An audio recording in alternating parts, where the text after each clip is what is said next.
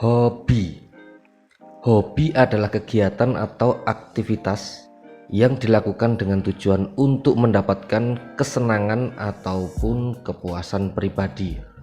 Hobi bisa berupa apapun seperti musik, memasak, berkebun, olahraga, membaca, bla bla bla.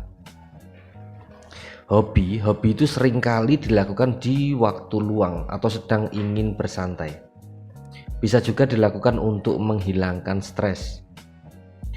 Beberapa orang bahkan dapat menghasilkan uang dari hobi mereka dengan cara menjual produk ataupun jasa yang dihasilkan dari hobi tersebut.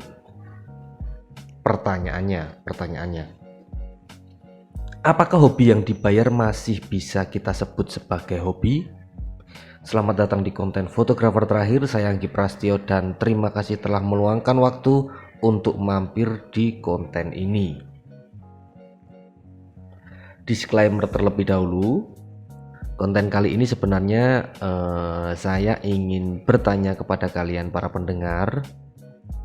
Jadi bukan hanya tentang share pengalaman saja, karena gini, sampai video audio ini saya rekam, saya belum menemukan jawabannya. Saya belum menemukan jawaban dari pertanyaan apakah hobi yang dibayar itu masih bisa disebut sebagai hobi. Silahkan share pengalaman kalian tentang pembahasan ini di kolom komentar supaya saya juga paham tentang makna dari hobi yang dibayar ini. Oke, mari kita mulai. Hobi yang dibayar mungkin bisa saya artikan kegiatan yang kita gemari atau yang kita sukai itu mendapatkan uang. Sederhananya seperti itu. Sederhananya kegiatan yang kita gemari menghasilkan uang. Di sini konteks hobi yang ingin saya bahas adalah memotret. Nah, saya tuh enggak datang dari latar belakang hobi memotret.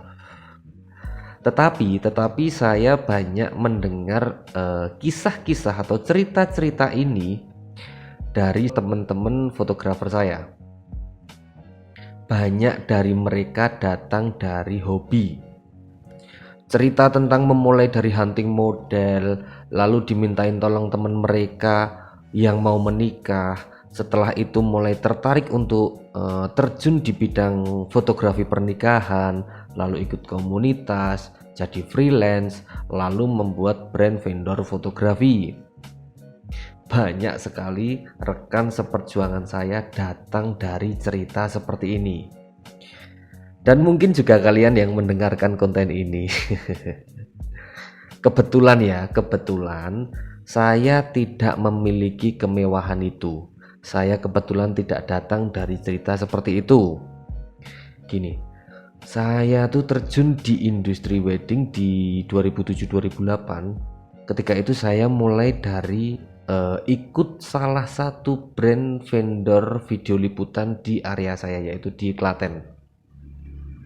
Mulai dari ngedit video dulu, lalu ikut di wedding, kabelman, operator, lalu kameramen. Dan setelah menguasai beberapa ilmu di video liputan pernikahan, saya menjadi freelance di beberapa vendor video liputan Klaten. Sampai di 2010-2011, saya memutuskan untuk beralih dari kameramen video menjadi fotografer pernikahan. Satu-satunya alasan saat itu adalah modal uang menjadi fotografer lebih ringan daripada menjadi vendor video liputan. Dah itu aja sebenarnya. Bukan masalah mau passionnya yang mana, enggak sih. Cuman modalnya kayaknya lebih ringan yang menjadi foto sih. Soalnya kalau video liputan itu mulai dari modal alat, terus harus punya terlebih dahulu armada atau mobil, terus mengelola tim. Jadi enggak bisa dikerjakan sendiri. Kalau foto kan ya udah, dulu job masih roll-rollan, jadi berangkat sendiri, motoran, bawa stand alat-alat foto, flash dan lain sebagainya, berangkat badan sehat, awak waras, gas, ngejob motret, seperti itu sih. Itu aja masih pakai kur BRI. Ya ampun, sama sekali di dalam cerita tersebut tidak ada tentang hobi-hobinya, sehingga di benak saya dari awal memotret ya bisnis, memotret untuk bertahan hidup, memotret sama dengan bekerja. Saya tidak memiliki kemewahan untuk menyebut kegiatan ini sebagai hobi. Tetapi walaupun dulu memotret bukan hobi saya mencintai kesenian ini. Saya ingin bisa selalu hidup dari kesenian ini. Walaupun suatu saat dengan lingkaran yang lebih luas tentunya, tidak hanya di fotografi weddingnya saja, tetapi secara luas memotret apapun, mungkin bisa fashion, mungkin bisa portrait, mungkin landscape fotografi, wildlife fotografi, arsitektural fotografi, foto produk, bla bla bla. Yang penting saya mencintai kesenian ini dan saya ingin bisa selalu hidup dari kesenian ini. Nah, pertanyaan yang belum bisa saya jawab adalah berapa lama waktu yang kalian butuhkan untuk menyadari hobi yang dibayar itu ya kerja, ya bisnis, ya pekerjaan. Apakah saat hobi yang dibayar mulai rutin, mulai menjadi suatu rutinitas, lalu menjadikan pekerjaan secara terus-menerus akan ada titik jenuhnya?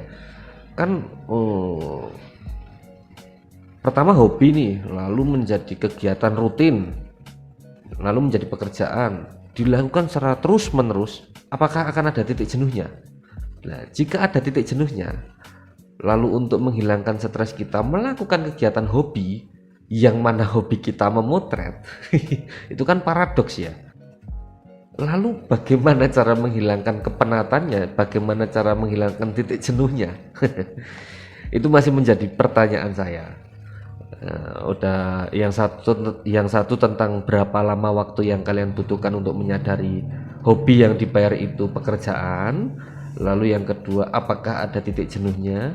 Lalu yang ketiga, apakah hobi yang dibayar masih bisa kita sebut sebagai hobi?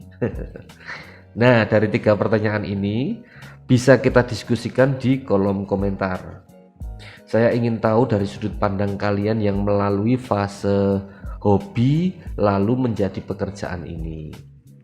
Oke, cukup sampai di sini dulu perjumpaan kita kali ini. Saya Anggi Prastyo pamit undur diri. Sayonara.